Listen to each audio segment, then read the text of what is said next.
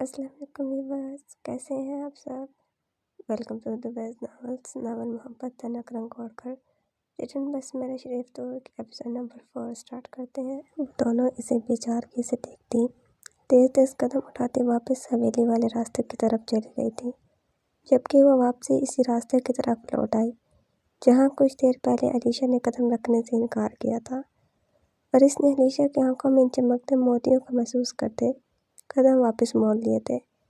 پہلی دفعہ بھی اس نے شوق و ضد کے ہاتھوں مجبور ہو کر نقصان اٹھایا تھا، اور اب بھی وہ پھر صرف انا اور ضد کی خاطر دوبارہ انہی راستوں پر چلتی تھی جو دشمنی کے خون سے رنگے ہوئے تھے، جن راستوں کو تصور میں رکھتے ہوئے اس نے 15 سال نفرت کی تھی۔ اپنے وجود کی تلاش میں ہلکان ہوتی رہی تھی، کچھ تلاش کرتے کرتے وہ خود کو بھی کھو بیٹھی تھی۔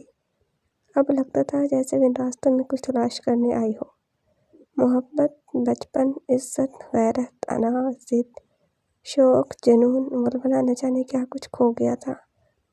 اسے تو لگتا تھا وہ 15 سالوں سے بے مقصد گھوم رہی ہے، نگری نگری، بستی بستی، گوشے گوشے، نہ جانے وہ خود کہاں تھی، اسے کچھ علم نہیں تھا۔ ڈھونڈتے ڈھانڈتے وہ ملکوں کے کنویں تک پہنچ گئی تھی۔ وہاں کھڑی 2 عورتیں کنویں سے پانی نکال کر اپنی بھینسوں کو پلا رہی تھیں۔ جب اس پر نظر پڑی تو نگاہوں میں حیرت سمٹ آئی۔ وہ دونوں عورتیں حیران ہو کر اس کی خوبصورتی سے زیادہ اس کی جوانی اور حلیے کا جائزہ لے رہی تھیں۔ اس کے پاؤں میں سفید جوگرز تھے۔ وہ لکی اسکن کلر کی ڈھیلی ڈھالی شرٹ اور بلیک ٹراؤزر پہنے ہوئے تھی۔ البتہ اسکارف گلے میں رسی کی طرح لپٹا ہوا تھا۔ وہ دونوں عورتیں اسے دیکھ کر ایک دوسرے سے سر جوڑ کر باتیں کرنے لگیں۔ اس سے بہت اچنبھا ہوا وہ خاموشی سے کنویں کے جنوب کی طرف بنی تنگ و تاریک گلی میں گھس گئی۔ کافی تلاش بسیار کے بعد اسے ایک گھر مل ہی گیا تھا۔ اس ٹوٹے پھوٹے گھر کے دروازے پر دستک دیتے اس کا دل دھڑک رہا تھا۔ وہ انتظار کرنے لگی۔ چند منٹ بعد ایک بوڑھی عورت باہر آئی تھی۔ اپنے گھر کے سامنے ایک شہری میم کو ایستادہ دیکھ کر وہ جس قدر حیران ہو سکتی تھی وہ حیران ہوئی۔ آپ زرینہ کی والدہ ہیں؟ خیر، عورت کو اشتیاق بھری نظروں سے جھکتے ہوئے وہ اس سے پوچھنے لگی تو اس نے سر ہلا دیا۔ میں مشال ہوں، شاہ کمال کی بیٹی۔ کئی سالوں کے بعد ہم اس گاؤں میں آئے ہیں۔ تہمینہ اور زرینہ میری دوستیں تھیں۔ میں نے سوچا کیوں نہ ان سے مل لوں۔ اس دفعہ پھر اس عورت نے بہت غصے سے سر تپا دیکھا تھا، جیسے اسے پہچاننے کی کوشش کر رہی ہو۔ چند منٹ بعد بغور جائزہ لینے کے بعد اسے اندر کا کہہ کر خود آگے آگے چلنے لگی۔ ادھر بیٹھو، جلدی جلدی چارپائی بچھا کر کھیس ڈال کر اس کے لیے جگہ بنائی۔ ارے او زلیخا، دیکھ کون آیا رے۔ وہ اندر منہ کر کے کسی کو آوازیں دینے لگی۔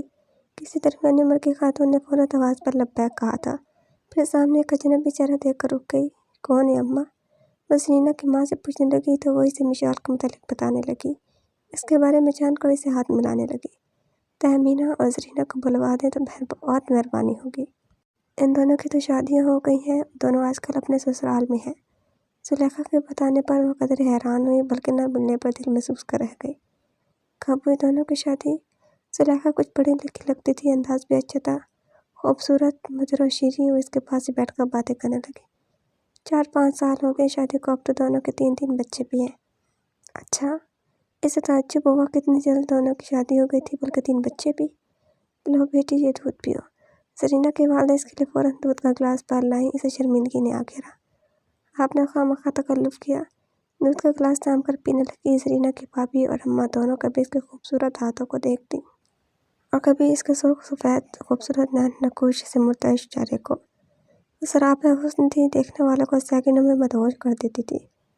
آپ بہت خوبصورت ہیں۔ کبھی بڑوں سے شاہوں کی لڑکیوں کی خوبصورتی کے تذکرے تو سنے تھے، لیکن جب آپ کو روبرو دیکھا تو یقین آ گیا ہے۔ واقعی حسن تو پٹا پڑا ہے تم لوگوں میں۔ اس کی بات پر وہ مسکراتی رہی جیسے روٹین کی بات ہو۔ زلیخا بہت اچھی اور میٹھی باتیں کرتی تھی۔ وہ کتنی دیر تک باتیں کرتی رہی۔ باتوں کے دوران ہی اس نے اس کو مکئی کی روٹی پکا کر شلجم کے ساتھ کھلائی۔ وہ انگلی چاٹتی رہ گئی، گھی میں پکی روٹی بڑے شوق اور رغبت سے کھاتی رہی۔ مکئی کی روٹی کا مزہ ساگ کے ساتھ کھا کر محسوس بھی کیا اور سنا بھی تھا، لیکن آج شلجم کے ساتھ مکئی کی روٹی کھا کر اور بھی اچھا لگا۔ ایمان سے بہت مزہ آیا ہے۔ لچی کا گلاس چڑھاتے ہوئے وہ ان کے خلوص کے کھلے دل سے تعریف کرنے لگی۔ کتنی دیر تک وہ ان کے گھر میں رہی۔ کسی قسم کا خوف اور ڈر دل میں نہ تھا۔ زلیخا زرینہ اور تہمینہ کی شادی کی تصاویر لے آئی تو انہیں دیکھنے لگی۔ باتوں باتوں میں وقت بیتنے کا احساس ہی نہ ہوا تھا۔ ویسے بھی گھر میں اس وقت کوئی مرد موجود نہ تھا۔ दोनों सास बहू ही थी, इसलिए इसे कोई परेशानी भी नहीं हुई थी। काफ़ी वक्त गुजारने के बाद अचानक इसकी नज़र कलाई में मौजूद घड़ी पर पड़ी तो चौंक कर खड़ी हो गई। वो जिद में चली तो आई थी, लेकिन हवेली वाले इसके बारे में बिल्कुल बेखबर थे कि वो कहाँ आई है, जबकि घड़ी अब 10:30 बजा रही थी। इसे डर तो किसी का भी नहीं था, लेकिन फिर भी इसे मज़ीद रुकना सुहाने ही लगा। अब मैं चलूँगी, काफ़ी देर हो गई है। दोनों सास बहू ने दोबारा आने का वादा लेकर इसे जाने की इजाज़त दे दी थी। जलकुमान बीबी को हवेली के अंदर तक छोड़ कर आना है। जुलेखा ने अपने 10-11 साल बच्चे को चलते वक्त इसके हमरा कर दिया। वो लड़के की हमराई में खेतों की जानिब से जाने की बजाय सड़क पर होली। अभी थोड़ा सा फासला ही तय हुआ था जब सामने से आती गाड़ी के हॉर्न पर दोनों रुक गए। वे एक तरफ होकर चलने लगी, जबकि बच्चा भाग कर गाड़ी की तरफ गया था। सलाम छोटे मलिक जी। हाथ माथे तक ले जाकर उसे सलाम कर रहा था। वो गर्दन मोड़कर गाड़ी में मौजूद शख्स को देखने लगी। काफ़ी ज़बरदस्त पर्सनैलिटी थी, वो भी सही देख रहा था। नजरें मिलने पर इसने फौरन स्माइल पास की। विशाल के खूबसूरत चेहरे के तासरात कशीदा होने लगे। इसे इसकी यह गुस्ताखी जरा भी ना भाई थी। वह बच्चे से कुछ पूछ रहा था, इसने तवज्जो देने की जहमत ना की। वह 1-2 मिनट रुककर गाड़ी आगे बढ़ा लेगी और बच्चा फिर इसके साथ साथ चलने लगा। कौन था ये? हमारे तजस्सुस से उससे पूछने लगी। ये मलिक नियाज़ का बड़ा बेटा है। अब मलिक दोबारा गाँव आ गए। वो पुरानी हवेली में ही रहते हैं। वो पूरी सांस में ही बता रहा था, बाकी रास्ता चुप ही रही। तेज तेज चलते हुए जैसे ही हवेली के पास पहुंची तो गेट पर शाहज़र को इधर से उधर टहलते देख कर रुक गई। अच्छा तुम जाओ। पहले इसने बच्चे को चलता किया, फिर सहम कर कदम उठाते हवेली के दाखिली गेट की तरफ बढ़ने लगी। कहाँ थी तुम? मैं जैसे ही हवेली के गेट के पास पहुंची वो इसके सामने आ गया। कहाँ होना चाहिए था मुझे? इसके मुतफक्किर और खुलजे परेशान चेहरे को देखकर इसे बहुत सुकून हासिल हुआ। इसे लगा वो बरसों की प्यास मिटने लगी हो। इसे सच करने को उल्टा सवाल कर दिया। शट अप, मुझे ये खोटा, कहाँ थी तुम? हमारे तैश के उलाल में भूखा हो रहा था, नसें फूली हुई थी। वो मुस्कुराने लगी। कोई और होती तो इस वक्त शाहज़र का गुस्सा देखकर बेहोश हो चुकी होती। इसके सामने तो बड़े बड़ों की सिट्टी गुम हो जाती थी।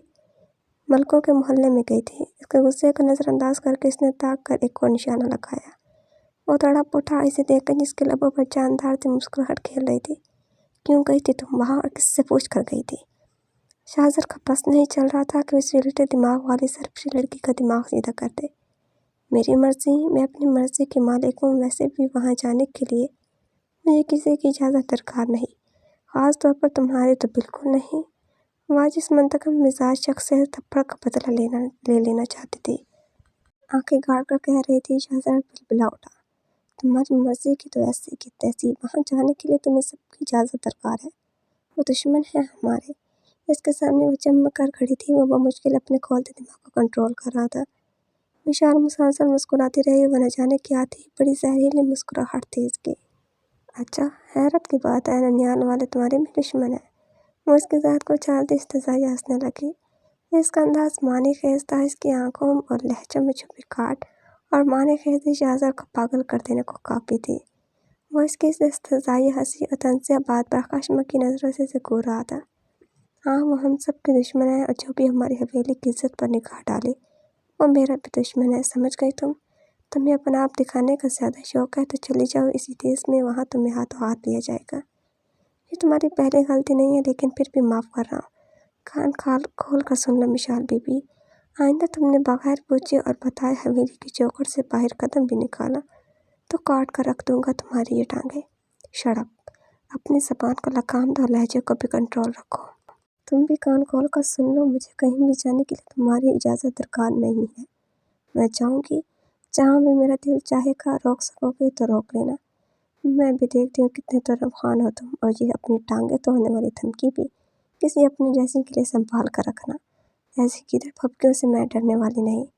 इसने भी मुस्तैद होकर जवाबी कार्रवाई की थी। दोनों मुकाबिल थे, एक दूसरे की नफी करते। दोनों सब कुछ फरामोश कर रहे थे, ताक कर वार करते, सारी हदें पार कर रहे थे। चुप करो तुम शाहज़र और मिशाल, तुम अंदर चलो। आइंदा जहाँ कहीं भी जाना हो किसी मर्द को साथ लेकर जाना। आज़र भैया दोनों की इस्लाह यानी बहस और आतिशफ़ेशां लहजे में उलझते भड़क झगड़ते देखकर आगे बढ़ाए। इसने खैरसदा नज़रों से शाहज़र को घूरा। जिस तरह इसने इसकी ज़ात का निशाना बनाया था, वो अंदर ही अंदर ज़ख्मी शेरनी की तरह बेपर उठी थी। जी चाह रहा था कि लम्हों में इस गहरा गज़ब के पैकर का मुँह नोच कर सूट ले। देखो मेरी अच्छी बहन, समझने की कोशिश करो, मलिक दोबारा आज चले आए हैं। अगर पुरानी दुश्मनी चलाने लगे तो एक दफ़ा फिर तारीख दोहराई जाएगी और हम ऐसा नहीं चाहते। इसीलिए अच्छी बहन एहतियात लाजिम है। और बहुत प्यार से समझा रहे थे। तो ये बात आप अपने इस लाडले को भी समझा सकते हैं। खामखा ज़्यादा स्मार्ट बनने की कोशिश कर रहा है। समझा दे इसे, मुझसे इस लहजे में बात मत किया करें, मेरा भी दिमाग घूम जाता है।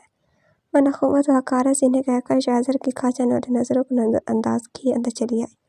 तो वहाँ सब बेताबी से इसके मुंतज़िर थे। कहाँ थे तुम? मामा इसे देखकर पूछने लगी। वो चुप रही, जो लाउंज में सोफे पर गिरी जैसे मीलों की मुसाफा तय कर आए हो। शाहज़र ने इसके किरदार की धज्जियाँ बिखेरी थीं, वो कैसे बर्दाश्त कर लेती। बताती क्यों नहीं, कहाँ थी तुम? मामा के कंधा हिलाने पर वो झट हो गई। यहीं थी, इसी गाँव में मर नहीं गई थी जो सारे यूँ पूछ रहे हैं। वह पहले ही इस झगड़ालू से सर कपा कर आई थी। इनकी यूँ बेकरारी से पूछने पर मज़ीद चिढ़ गई। बदतमीज़ी से बोली। शाहज़र का सारा गुस्सा इन पर निकल गया। बड़ी अम्मी ताज्जुब से सर हिलाती इसके पास ही बैठ गई। मरे हमारे दुश्मन बेटी, ऐसी बदफाल ज़ुबान से क्यों निकालती हो? सुबह 5:30 बजे तुम लोग गई थी और अब 11 के करीब लौट रही हो। हमारा परेशान होना फितरी है और पूछगिछ करने का भी हक है। खुदा न खास्ता हम तुम पर जुल्म थोड़ा कर रहे हैं। हक बचानिब है। सबके होश उड़े हुए हैं जैसे मैं कहीं भाग गई हूँ। और वो ठांसू अजट कौन होता है जो मुझ पर इतना रौब जमाता है?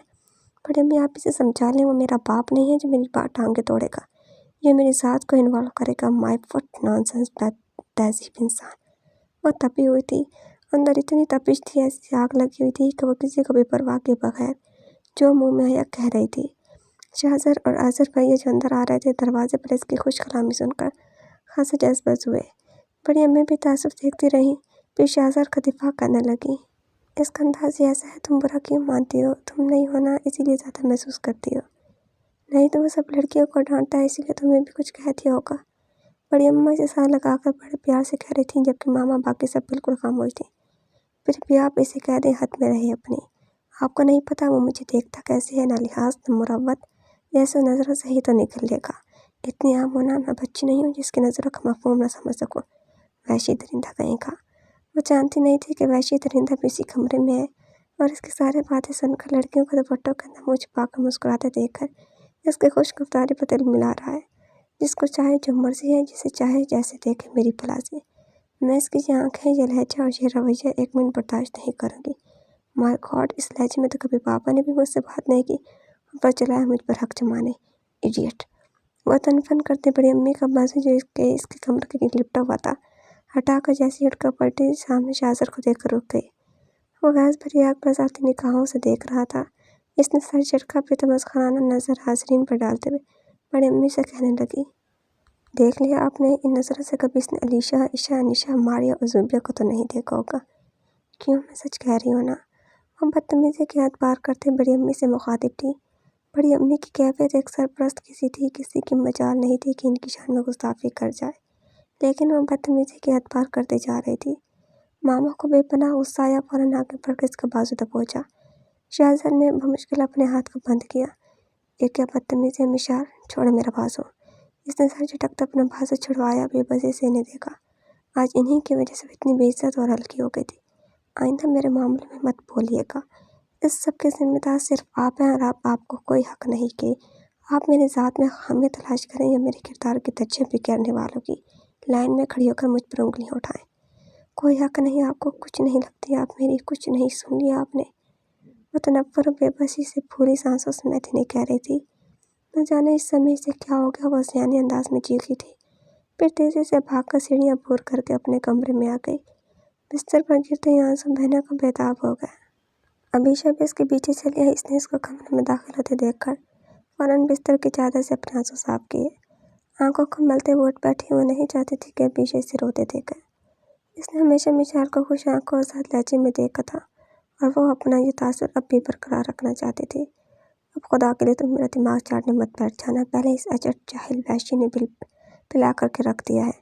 वो कुछ बोलने के लिए मुंह खोलना ही चाहती थी कि इसने पेशबंदी के तौर पर हाथ जोड़ कर चुप करवा दिया। ओके, मैं कुछ नहीं बोलती, कुछ नहीं कहती, लेकिन आप खुद सोचें कि आपका ये रवैया मुनासिब था। कितनी बदतमीजी से आपने बड़ी अम्मी से बात की है, क्या सोचते होंगे वो लोग। चुप करो बीशा, प्लीज़ तुम तो इन लोगों की हिमायत मत करो, इनके साथ मत मिलो। मैं तुम्हारी बहन हूँ। जी हाँ, आप मेरी बहन हैं, यही महसूस करके हर वक्त शर्मिंदा होती रहती हूँ। लेकिन आपको क्या, آپ اپنی ساتھ سے باہر نکل کر کچھ دیکھیں تو محسوس کریں۔ آپ تو ہر کام کریں گے جس سے ہمیں تکلیف ہوگی۔ نہ جانے ماما نے کیوں یہ سب کیا، کیوں اتنے کانٹے بوئے کہ آج تکلیف سے کرا بھی نہیں سکتے۔ کاش واپس جانے سے پہلے سوچ لیتی تو آج آپ اس طرح کا رویہ نہ اپناتے۔ آپ کا بھی بہت قصور ہے، خود کو بدلیں۔ ہاں میرا ہی قصور ہے، میں ہی بری ہوں۔ تم ایسا کرو، مجھ سے ہر تعلق توڑ دو اور خدا کا واسطہ یہاں سے جاؤ۔ سکون لینے دو، جان چھوڑ دو، میری جیسی بھی ہوں ٹھیک ہوں۔ نہیں چھوڑ سکتے، میں آپ کو تنہا مان کیوں نہیں لیتی کہ آپ جو بھی کر رہی ہیں غلط ہے۔ آج ہی کے واقعے کو لے لیں، کس قدر پریشان ہوئے ہیں ہم لوگ۔ ہمیں باغ امین جانے کا کہہ کر نہ جانے آپ کہاں گئی تھی۔ جب ہم حویلی لوٹے تو بڑی امی ہم دونوں کو تنہا دیکھ کر آپ کی بابت پوچھنے لگی۔ ہمارے سے سچ بتانے پر پریشان ہو گئی اور اسی وقت آذر بھائی اور شاہزر بھائی بھی پہنچ گئے تھے۔ انہوں نے سب سن لیا۔ 2 دفعہ آذر بھائی خود باغ میں گئے لیکن آپ وہاں ہوتی تو نہیں ملتی۔ ہم اتنے پریشان تھے اور پھر آپ کو تلاش کرنا بالکل بجا تھا۔ شاہزر بھائی اس قدر ٹینس تھے، آپ نے نہ جانے نے کیا کچھ کہہ دیا۔ ان کی بات سن کر وہ چپ لیٹی رہی۔ شاہزر کی حمایت کرنے پر وہ ہونٹ کچلنے لگی۔ شاہزر کو طیش نے دلا کر نہ جانے اس کی کس حس کو تسکین پہنچی تھی۔ البتہ اس کی انا ضرور سرمست تھی۔ وہ بظاہر بہت مطمئن مسرور تھی کہ وہ شخص کو نیچا دکھائی تھی جس نے اس پر بلا وجہ ہاتھ اٹھایا اس کے کردار پر انگلی بلند کی تھی، لیکن ماما کی وجہ سے اس کی ساری خوشی ماند پڑ گئی۔ وہ زخمی ناگن بن گئی تھی۔ ماما ہمیشہ اس کی راہ کا پتھر بن جاتی تھی اور اب اسے یہ قبول نہیں تھا۔ وشال آپی، اسے مسلسل چپ دیکھ کر ابیشا نے اس کا کندھا جھنجھوڑا۔ پلیز ابیشا، مجھے اکیلا چھوڑ دو، اس نے سختی سے اس کا ہاتھ جھٹک دیا۔ مسٹر شاہزر جہاں سیب، تم نے کیا سمجھ کر مجھ پر ہاتھ اٹھایا تھا؟ اتنے لرزاں نہیں ہوں کہ اپنے کردار پر انگلی اٹھانے والے کو معاف کر دو۔ بے فکر رہو، میں اتنی جلدی تو تمہیں نہیں بخشوں گی، بہت پچھتاؤ گے تم۔ ابیشا کے چلے جانے کے بعد وہ شاہزر کے تصور سے ہم کلام تھی۔ دن کی شروعات کے برعکس اور خلاف توقع باقی سارا دن اس کا موڈ بہت خوشگوار رہا تھا۔ وہ سارا دن اپنی بدتمیزی بھلائی شگفتہ بھابھی کے ساتھ باتیں کرتی رہی تو کبھی علیشا اس کی سب بہنوں سے۔ سب اس کے پل پل بدلتے موڈز پر حیران تھی اور کچھ خائف بھی۔ صبح وہ جیسی بدتمیزی بڑی امی سے کر بیٹھی تھی اور بعد میں اس نے اپنی بدتمیزی کے لیے معذرت بھی کر لی تھی۔ اس کا معافی مانگ لینا باقی سب کے ساتھ ماما پاپا کو بھی حیران کر گیا تھا۔ سب لڑکیاں جھجکتے اس سے گفتگو کرنے پر مجبور تھیں، جبکہ ابیشا بہت خوش تھی کہ وہ اپنا جھگڑالو موڈ پرست رویہ بھول بھال کر خوش مزاجی کا مظاہرہ کر رہی ہے۔ جیسے ہی رات ہوئی بے تحاشا عورتوں سے حویلی کا ذہن بھر گیا۔ ارے یہ اتنی ساری عورتیں حویلی میں کیا کرنے آئی ہیں؟ اپنے کمرے کی کھڑکی کھولے وہ نیچے ذہن میں دیکھ رہی تھی۔ پھر باہر نکل آئی، نیچے آئی تو وہاں سے گزرتی نیشا سے پوچھنے لگی، ڈھولک بجانے؟ وہ بہت مصروف انداز میں جواب دے کر صحن میں چلی گئی۔ مارے تجسس کے وہ بھی باہر کی طرف لپکی۔ نیشا ملازمہ اسے صحن میں دریاں بچھوا رہی تھی۔ سب چادریں بچھا دینے کے بعد ملازمہ کرسی اور موڑے بھی لا کر رکھنے لگی۔ پھر عورتیں ان بچھی چادروں پر بیٹھنے لگی تھیں۔ ان کے بیٹھنے کے بعد گھر کے مکین بھی وہاں رکھی کرسی پر بیٹھنے لگے تھے۔ ایک عورت ڈھولک بجانے لگی اور دوسری چمچ، باقی ان کی چند عورتیں تالے کتاب پر ڈھولک کی لے ملانے لگی۔ کسی نے اپنی میٹھی سریلی گنگناتی کوئل ایسی آواز میں گانا شروع کر دیا تھا۔ ساری حویلی اس خوبصورت اور مت بھری سریلی آواز کے گلے میں ڈوبنے لگی۔ وہ خود بخود ان کی طرف کھینچی چلی گئی۔ 15 سالوں کے بعد اس نے کوئی ایسا روایتی منظر دیکھا تھا، اتنا مکمل اور بھرپور، پرجوش اور سحر انگیز۔ ڈھولک کی تھاپ گانے کے لیے دل کی آواز بنتی گئی۔ دری پر بیٹھی علیشا، عشا، نیشا اور ابیشا نے اسے اپنے پاس جگہ دی۔ علیشا، حویلی میں کوئی فنکشن ہے کیا؟ وہ آہستگی سے علیشا سے پوچھنے لگی تو اس نے تالی بجاتے سر ہلا دیا۔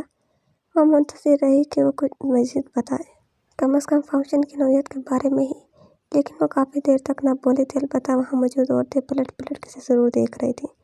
پھر ایک دوسرے کے کان میں کچھ کہنے لگی۔ سنو، میرے چہرے پر کچھ لکھا ہے۔ وہ عورتوں کی اس حرکت سے خائف ہوتے علیشا کا کندھے لا کر پوچھنے لگی۔ جواباً اس نے سوالی نظروں سے اسے دیکھا۔ کیوں پوچھ رہی ہو؟ سب عورتیں بار بار پلٹ کر مجھے دیکھ رہی ہیں۔ اس نے کوئی اطلاع دی تھی اسے۔ وہ تمہیں نہیں بلکہ ہم سب کو دیکھ رہی ہوں گی کہ کس قدر مثالی لائن ہے۔ مسکراہٹ ہونٹوں تلے دباتے اس نے کہا۔ وہ چڑ گئی، اسے مذاق کی توقع نہیں تھی۔ نہیں علیشا، وہ مجھے دیکھ رہی ہیں، وہ بزید ہوئی۔ غلط فہمی ہے یار تمہاری۔ وہ اب بھی سنجیدگی سے اس کی طرف متوجہ نہیں ہوئی تھی۔ وہ اس کی مصروفیت پر لعنت بھیجتی اٹھ کر شگفتہ بھابھی کے پاس آ گئی۔ اسے دیکھ کر مسکرائی۔ بھابھی، یہ ڈھولک کیوں بجائی جا رہی ہے؟ ان کے پاس کرسی پر بیٹھتے اس نے پوچھا تو وہ بھی خاموش ہو گئی، وہ الجھ گئی۔ کیا بات ہے، کوئی بتاتا کیوں نہیں؟ آخر کس لیے یہ ڈھولک رکھی گئی ہے؟ شادی حویلی میں شادی حویلی میں لیکن کس کی؟ وہ بے پناہ حیران ہوئی۔ حویلی میں شادی اور اسے ابھی تک کچھ علم ہی نہیں، وہ کتنی احمق تھی اسے احساس ہوا۔ شاہزر کی بھابھی کے اس انکشاف پر تو جیسے حیرت انبساط کا آسمان ٹوٹ گرا تھا۔ حیرانگی تھی، اس ڈھاسو کی شادی تھی اور وہ قطعی بے خبر تھی، اور کسی نے اسے بتانے کی زحمت بھی نہیں کی تھی، حتیٰ کہ عبیشہ نے بھی نہیں۔ چند لمحے بعد شوق سے نکلی تو بے انتہا خوش تھی۔ ریلی مجھے پہلے کیوں نہ بتایا کہ اس اکڑفو کی شادی ہو رہی ہے، ناحق میں نے اتنا خون جلایا۔ تم نے پوچھا یہ کب تھا جو ہم بتاتے؟ ویسے بھی 15 دن سے ڈھولک بج رہی تھی، 2 دن صرف تم لوگوں کی وجہ سے یہ ڈھولک نہ رکھی، آج پھر رکھ لی ہے۔ وہ کرسی پر بیٹھی ہولے ہولے گانے کی لے پر جھومتی تالی بجا رہی تھی، ان کے سبھی چہرے کو دیکھنے لگی۔ کب ہے شادی؟ جمعہ کو۔ واٹ؟ وہ چیخ اٹھی، یعنی کہ آج سوموار ہے اور جو 4 دن کے بعد فرائیڈے آ رہا ہے، اس دن اس شاہو کی شادی ہے۔ Very amazing. اس نے کئی سالوں بعد کسی قصہ میں یوں برملا شاہزر کو شاہو کہا تھا۔ اس قدر حیران تھی کہ اپنے اس پکارے گئے نام پر بھی غور نہ کر سکی۔ بھابھی اس نک نیم پر چونک کر دیکھتی ہی گردن ہلا کر تصدیق کرنے لگی۔ کس سے ہو رہی ہے؟ سب سے اہم سوال وہ اب کر رہی تھی۔ سرپرائز ہے، تمہیں چند دن بعد خود بخود پتہ چل جائے گا۔ بھابھی اس کی طرف دیکھ کر ایک خاص ادا سے مسکرائیں تو ان کے گالوں پر پڑنے والے ڈمپلز کو دیکھ کر خود بخود مسکراتی گئی۔ سوزان جھوٹی 100 لاکھوں پائے کہ مصداق بہت خوش تھی، اس کی بلا سے اس کی چاہے جس سے بھی شادی ہو۔ ویسے بھابھی، آپ کے اس خاصے پاگل ٹانسو چکڑالو اور اکڑفو سے دیور کو آخر کس عقل کے اندھے نے لڑکی دے دی ہے؟ وہ انہیں چڑھانے کو کہہ رہی تھی۔ وہ اس کے نام سن کر ہنستے ہنستے بیر بہوٹی ہونے لگی۔ ان کے چہرے پر بہت خوبصورت سا شرارت سے مزین تاثر ابھرا تھا۔ وہ آنکھیں چپکائے بغیر کئی لمحے سچے نظروں سے انہیں دیکھتی رہی۔ دنیا میں قدردانوں کی کمی تھوڑی ہے۔ ویسے بھی کیا کمی ہے میرے چاند سپاہی میں؟ لاکھوں میں ایک ہے، well educated, powerful personality, attractive manners, دولت و جاہ حشمت کا مالک ہے۔ ایک پرکشش اور مہذب پوسٹ پروفائل سے ہزاروں لڑکیاں جس پر مرتی ہیں، اور لاکھوں والدین ہیں جسے لڑکی دینے کو تیار بیٹھے، جبکہ ایک وہ ہے اس کی نظر انتخاب ٹھہری بھی تو کس پر؟ وہ سر ہلاتی دھیمی سروں میں ہنسنے لگی۔ ارے آپ تو واقعی روایتی بہن کا کردار ادا کر رہی ہیں، لیکن ایک بات تو بھول گئی، اس میں کمی تو کوئی نہیں، ماں سوائے دل کے۔ اس سے کہیں محبت کرنا بھی سیکھ لے، بہت اچھی زندگی بسر ہوگی۔ بیوی بیچاری ساری عمر دعائیں دے گی۔ وہ انہیں چھیڑنے لگی۔ نہیں مشال، اس کی طرف سے دل میلا مت کرو اور نہ ہی کوئی بدگمانی بسنے دو۔ وہ دل کا بہت اچھا ہے، بہت سوبر اور نرم، بس نہ جانے کبھی کبھار اسے کیا ہو جاتا ہے، پھر کسی کا سمجھانا، کہا سننا سبھی بیکار جاتا ہے، اور وہ وہی کرتا ہے جو وہ ٹھان لیتا ہے۔ دوسری صورت میں وہ ایک اچھا انسان ہے، وہ سنجیدگی سے کہہ رہی تھی۔ ارے آپ تو جذباتی ہو گئی، میں تو مذاق کر رہی تھی۔ وہ یکدم انہیں کہہ بیٹھی، پھر خود ہی حیران ہوئی۔ وہ شاہزر کے بارے میں یہ کہہ رہی تھی جس نے صبح اس کے کردار پر انگلی اٹھائی تھی۔ یہ سوچ پہ اس کے موڈ کو غارت نہ کر پائی تھی، وہ ہنستے مسکراتے کھلکھلاتے کتنی دیر تک ان سے باتیں کرتی رہی، پھر اٹھ کر واپس عبیشہ کے پاس جا کر بیٹھ گئی۔ رات گئے تک ڈھولک پیٹنے کا پروگرام تھا۔ وہ ابھی کافی دیر تک بیٹھی رہی، عجیب طرح کے گانے ٹپے مائے ہوئے تھے۔ وہ ہنس کھدوری ہونے لگی۔ بہت عرصے بعد وہ اتنے مکمل اور روایتی ماحول کا حصہ بنے تھی، اسی لیے اس کی سوچیں بھی بہت مثبت ہو رہی تھیں۔ کبھی کوئی عورت گانے پٹوں مائیوں میں پڑی امی کو کسی ہلاتی اور کبھی شگفتہ بھابھی کو، کبھی اٹھے چچی زینب کی شامت لاتی تو کبھی اس نامعلوم لڑکی کی جسے وہ سرے سے جانتی ہی نہیں تھی۔ اس نے تو جس سے بھی دلہن کے متعلق پوچھا سب نے سرپرائز کا کہہ کر ٹال دیا تھا۔ عجیب طرح کے مقامی بولی میں گانے تھے۔ بہت جلد اس کا سر دکھنے لگا۔ وہ اٹھ کر کچن میں چلی آئی، وہاں ملازمہ مصروف تھی۔ اسے چائے کا کہہ کر خود پاس ہی کھڑی رہی۔ اچانک ایک خیال آیا تو پوچھنے لگی۔ خورشیدہ، تم جانتی ہو یہ شاہزر کی شادی کس سے ہو رہی ہے؟ بہت پیار سے مخاطب کر کے اسے پوچھ رہی تھی، کسی سے مطلب نکلوانے کا یہ بھی اس کا اپنا مخصوص انداز تھا۔ آپ نہیں جانتی؟ چائے بناتے بناتے وہ حیران ہو کر اس کے چہرے کو دیکھنے لگی۔ وہ مزید الجھ گئی۔ نہیں، میں کچھ نہیں جانتی، پلیز بتاؤ کس سے ہو رہی ہے؟ اس سے دوبارہ پوچھ لیا۔ وہ جن کی شادی تو خورشیدہ۔ باقی کے الفاظ اس کے منہ سے شاہزر کے پکارنے چکھ لیے۔ وہ بھی چونک کر دروازے کی چوکھٹ پر کھڑے اس خوبرو سے شاہزر کو دیکھنے لگی۔ جی شاہ جی۔ وہ فوراً حکم ماننے کو تیار تھی، چائے چھوڑ کر۔ جاؤ، میرے کمرے میں ٹیبل پر موبائل پڑا ہے، وہ لے آؤ۔ وشال حیران ہو کر اسے دیکھ رہی تھی۔ باہر کتنی ساری ملازمائیں تھیں، وہ یہ کام کسی سے بھی کہہ سکتا تھا، خاص طور پر خورشیدہ کو کہنے سے مشکوک کر گیا۔ خورشیدہ سے چائے کا خیال رکھنے کہہ کر باہر نکل گئی۔ اس کے جاتے ہی شاہزر نے بھی دروازے کی دہلیز چھوڑ دی تھی۔ پھر جتنی دیر میں اس نے چائے بنا کر اپنے لیے کپ میں ڈیلی، خورشیدہ بھی چلی آئی۔ تم نے بتایا نہیں اس کی شادی کس سے ہو رہی ہے؟ اس نے ڈھیٹوں کی طرح دوبارہ پوچھا۔ ہم ملازمہ تو کچھ علم نہیں، حویلی والے جانتے ہو گے، اس نے صاف انکار کر دیا۔ اس نے بھی اصرار نہیں کیا تھا۔ چائے کا کپ لے کر باہر نکل آئی۔ اپنے کمرے میں جانے کے لیے سیڑھیاں چڑھتے ہوئے اس کی نظر گلاس وال کے اس پار صحن میں جمع عورتوں کو دیکھتی شہزاد پڑی وہ واپس آ گئی۔ بھائی صحن میں محفل ابھی تک زور و شور سے جاری تھی۔ شہزاد نے اسے اپنے پاس آ کر رخت دے کر ایک لحظہ کوئی چڑھتی نگاہ ڈالی، پھر باہر کی طرف متوجہ ہو کے اسے سبکت ہوئی لیکن کچھ بھی کہنے سے خود کو باز رکھا۔ اس وقت اس کی شادی کو سن کر بہت خوش تھی۔ کچھ بدمزگی پھیلا کر وہ اپنے موڈ کو غارت نہیں کرنا چاہتی تھی۔ ہیلو۔ اپنی طبیعت اور موڈ کے برعکس اس نے اسے متوجہ بھی کر ڈالا۔ جواباً شہزاد نے سوالیہ نظروں سے اس خوشی اخلاقی کی وجہ جاننے کے لیے اسے دیکھا۔ شاید مزید کچھ کہے۔ چائے پیو گے؟ آنکھیں پھیلا کر کھڑے کھڑے اس نے اپنا کپ اس کی طرف بڑھاتے پہل کے۔ وہاں سب کے ساتھ بیٹھتے ہوئے اس نے سوچا تھا کہ وہ اس شخص کے ساتھ اب نہیں جھگڑے گی اور اپنی سوچ پر عمل درآمد کرنے کے لیے اب وہ اسے مخاطب بھی تھی۔ نو شکریہ۔ بہت سخت جواب موصول ہوا تھا۔ ہمیشہ صرف دیکھ کر رہ گئی۔ یہ شخص کبھی نہیں سدھر سکتا۔ بھابھی کا کہنا تھا کہ یہ بہت اچھے دل کا مالک ہے، لیکن مجھے تو محسوس ہوتا ہے کہ دل نام کی کوئی چیز بھی اس کے پاس نہیں، بلکہ اس سے تو بالکل ناواقف ہے۔ پاپا کہتے ہیں خوبصورت لوگوں کی اور اچھی آفرز کو کبھی ریجیکٹ نہیں کرنا چاہیے، نہیں تو ساری عمر پچھتاوا ہی پیچھے نہیں چھوڑتے۔ بڑے بیڈ لک ہو۔ پہلی دفعہ خود چل کر آئی ہوں تمہاری طرف، لیکن تم اوکے ایز یو وش۔ ہر کوئی ہم جیسی آفرز تھوڑی کرے گا۔ مجھے تو چائے کی طلب بہت ہو رہی ہے اور نیند بھی آ رہی ہے۔ وہ دلکشی سے مسکرائی تو اس کے چہرے کا دلکش و مسحور کن تاثر بھی مسکرانے لگا۔ جو اسے ہی دیکھ رہا تھا کڑے تیوروں سے اس کی بات کا مفہوم بہت اچھی طرح سمجھ چکا تھا۔ چہرے پر ناپسندیدگی کے تاثرات بہت واضح تھے۔ آنکھیں شرارے اگلنے لگیں۔ شٹ اپ مشال، تم اور کتنا گرو گے اپنے مقام سے؟ اگر بھائی صحن عورتوں سے بھرا نہ ہوتا تو وہ اس بے حیا شرمناک آفر پر اس کا منہ ہی توڑ دیتا۔ بمشکل آواز کو دھیمی رکھ کر وہ بولا۔ وہ بے اختیار مسکراتی کپ ہونٹوں سے لگا کر پلٹی پھر رک گئی۔ شہزاد بہت لوز ٹیمپر تھا سو جلدی ہی بول اٹھا تھا۔ وہ مزہ لیتی رہی اس کی بات کا جیسے اس نے ایوارڈ سے نوازا ہو۔ تم نے تو اس دن بڑے دھڑلے سے کہا تھا کہ تم اپنے بڑوں کی روایات اور ان کے کہے کے بہت پاسدار ہو۔ اب کیا ہوا ہے؟ اس کا انداز اشتعال دلانے والا تھا۔ Shut up and you get lost, وہ غرا کر چیخا۔ وہ بے اختیار مسکراتی چلی گئی۔ بڑی طنزیہ ہنسی تھی۔ وہ مزید بھڑکنے لگا لیکن خود کو مزید کچھ کہنے سے باز رکھنے کے لیے ہونٹ دانتوں تلے دبا لیے۔ مشال اس کی بے مزی کا مزہ لیتی رہی۔ شاید اس کا مطلب پورا ہو چکا تھا۔ میں تو چاہ رہی تھی dear cousin, okay good night. وہ آرام سے کہہ کر سیڑھیاں چڑھتے اوپر اپنے کمرے میں آ گئی۔ رات کے 12 بج رہے تھے لیکن حویلی میں ابھی بھی کافی رونق لگی ہوئی تھی۔ وہ چائے ختم کر کے بستر پر لیٹی تو فوراً سو بھی گئی تھی۔ آج دوسری راتوں کے برعکس ذہن بہت مطمئن اور آسودہ تھا، اسی لیے لیٹتے ہی نیند مہربان ہو گئی تھی۔ جاری ہے۔ تو ویورز کیسے لگے آپ کا ایپیسوڈ کمنٹس میں ضرور بتائیے گا۔ اگر آپ نے ابھی تک چینل کو سبسکرائب نہیں کیا تو جلدی سے سبسکرائب کر کے بیل آئیکن کے بٹن کو دبا دیں تاکہ نئے آنے والے ناولز کی اپڈیٹ آپ کو ملتی رہے۔ انشاءاللہ جلدی ملاقات ہوگی نیکسٹ ایپیسوڈ کے ساتھ۔